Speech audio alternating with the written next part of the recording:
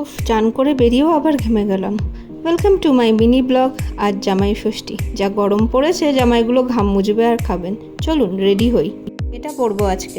বছর প্রথম জামাই ষষ্ঠী, কিন্তু মা বললো কুর্তি নেবে, তাই এই কুর্তিটা মায়ের জন্য আর বাবার জন্য জামাটা গুছিয়ে নিয়েছি। আর অনেক লেট হয়ে গেছে, কোনো রকম শাড়িটা পরে নিলাম। চান না করে পারফিউম দিয়ে চান করলে ভালো হতো। রসগোল্লা, মিষ্টি দই আর ফল নিয়ে নিয়েছি, আম আর লিচু। বিয়ের আগে মা বাবার সাথে মামার বাড়ি যেতাম জামাই ষষ্ঠী। আরে এই মিষ্টি জামাইটাকে কেউ দেখো। ফ্ল্যাট থেকে গাড়ি অবধি ঢুকতে ঘেমে জল হয়ে গেলাম। যাই হোক, এটাই হলো ফাইনাল লুক। হচ্ছে জামাই বাবাজির আউটফিট, যেটা মা বাবা দিয়েছে। দেখে যাওয়ার কথা ছিল, কিন্তু এখন 2:30 বেজে গেছে। মা অনেকবার ফোনও করেছে।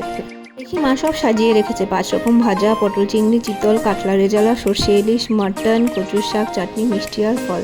জামাই ভাবছে কোন দিক থেকে শুরু করে দেবো।